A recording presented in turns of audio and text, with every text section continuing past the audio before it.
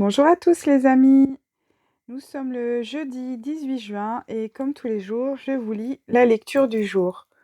Donc aujourd'hui, il s'agit de Matthieu 6, donc versets de 7 à 15.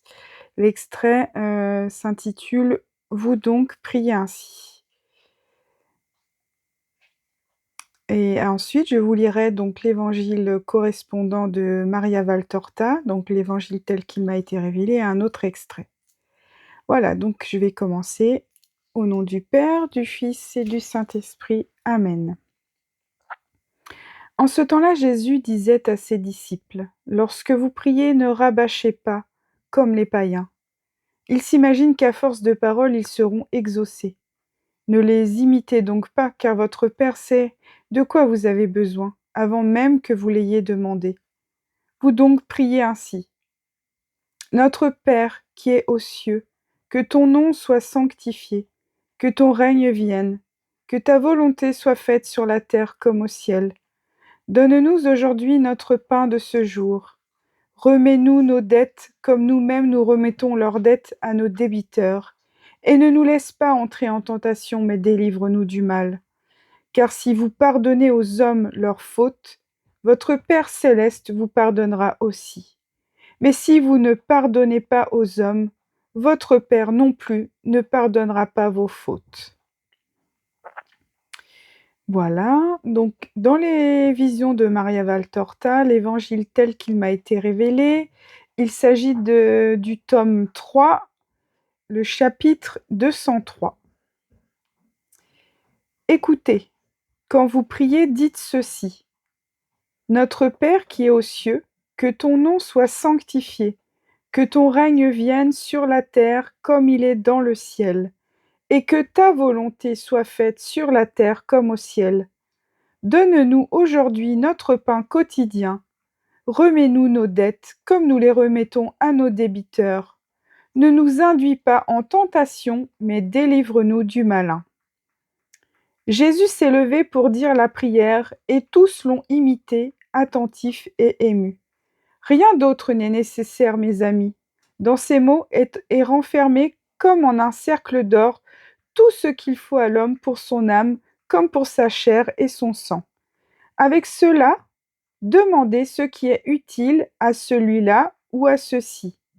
Et si vous accomplissez ce que vous demandez, vous acquérez la vie éternelle.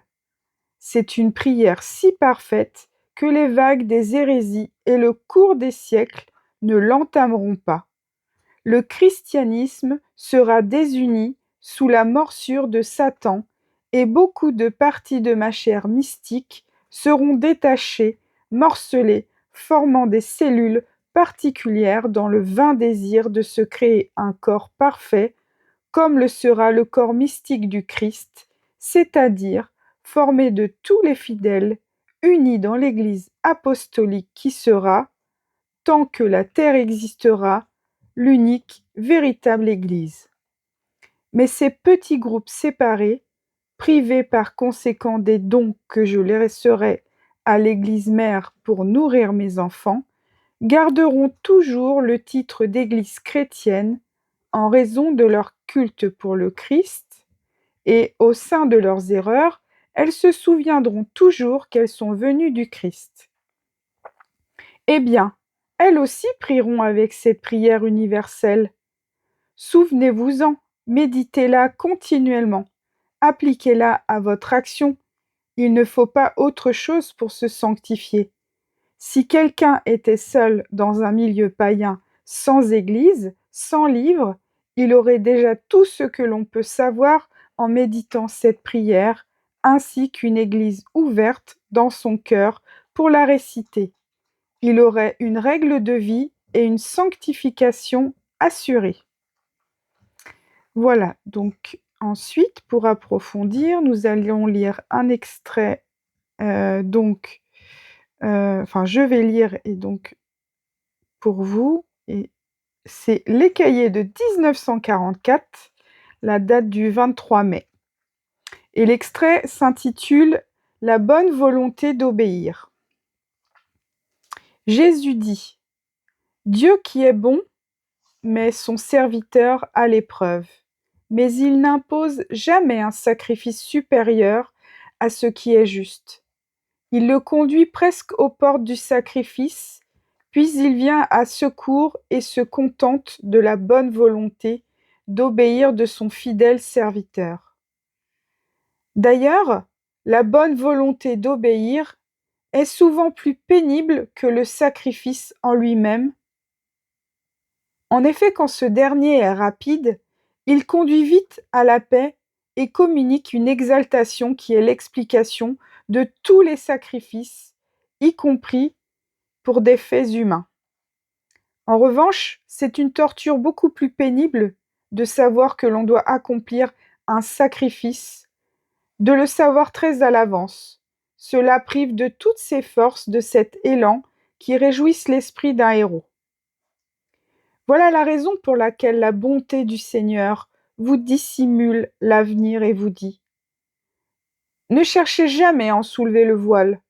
La volonté de Dieu concernant le sacrifice n'est communiquée à l'avance qu'à peu de gens, à des victimes choisies par l'amour qui les trouve dignes d'une telle élection.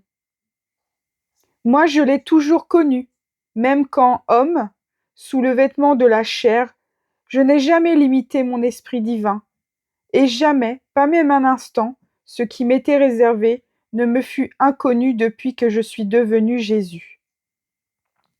Mais j'étais la grande victime, et cela explique tout. Pour les autres, qui sont victimes, mais sont si chers à Dieu, leur sacrifice devint clair lorsqu'il est déjà imminent, et que l'amour les a déjà fortifiés en vue du martyre. Quant à ceux qui ne sont pas victimes mais sont dignes de l'être, la nécessité du sacrifice leur est imposée. Ils commencent et c'est suffisant. Dieu récompense la bonne volonté d'obéir qui est déjà un sacrifice. Sacrifice du cœur et de l'esprit, preuve de fidélité à Dieu. Et Dieu dit à son fidèle ces paroles qui rendirent Abraham bienheureux. Je sais maintenant que tu crains Dieu. Tu ne m'as pas refusé ton fils, ton unique. Parce que tu as fait cela, je te comblerai de bénédictions. Et puisque tu as obéi à ma voix, tu vas l'entendre te dire: règne, mon béni, dans le royaume que je t'ai préparé, et que ton nom soit inscrit dans le livre de la vie.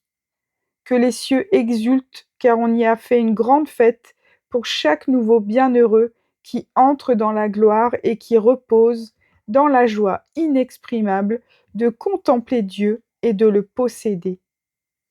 Sois en paix, je suis avec toi. Et voilà, c'est fini pour aujourd'hui. J'espère que ça vous a plu. Et donc, je vous souhaite une très bonne journée. Soyez bénis de Dieu ainsi que vos proches et vos familles. Prenez bien soin de vous. Je vous fais plein de bisous et je vous dis à demain. Bisous, bisous les amis.